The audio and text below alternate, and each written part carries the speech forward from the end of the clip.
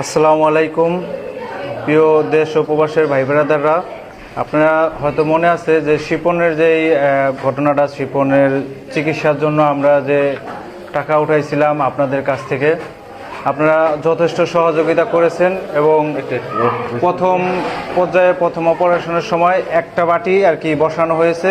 শিপন আগে থেকে অনেকটা সুস্থ।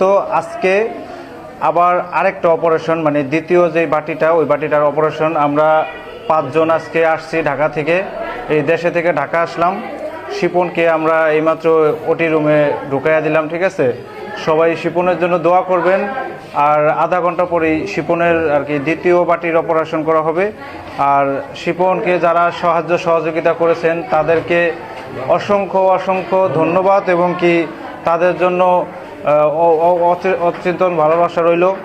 আর যারা এই ভিডিওটি দেখতেছেন, যে যে অঞ্চল থেকে দেখতেছেন, সবাই মানবতার হাত বাড়িয়ে দিয়ে যারা অসহায় আছে তাদেরকে আপনারা সাহায্য সহযোগিতা করবেন এবং যাতে এরকমভাবে একটা মানুষ আর কি ভালোভাবে চলাফেরা করতে পারে।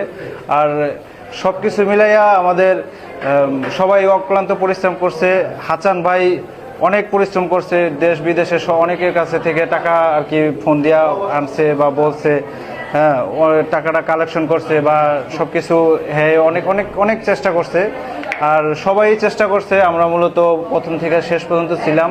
তো দ্বিতীয় অপারেশন সাকসেসফুল হলে আর কি শিপন আমাদের মতোই হাঁটাচলা করতে পারবে, সুস্থ সবল জীবনযাপন করতে পারবে। আপনারা সবাই মন থেকে শিপনের জন্য দোয়া করবেন।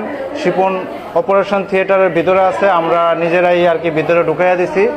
আপনারা সবাই দোয়া করবেন শিপনের জন্য। আর হাসান ভাই কিছু বলবেন?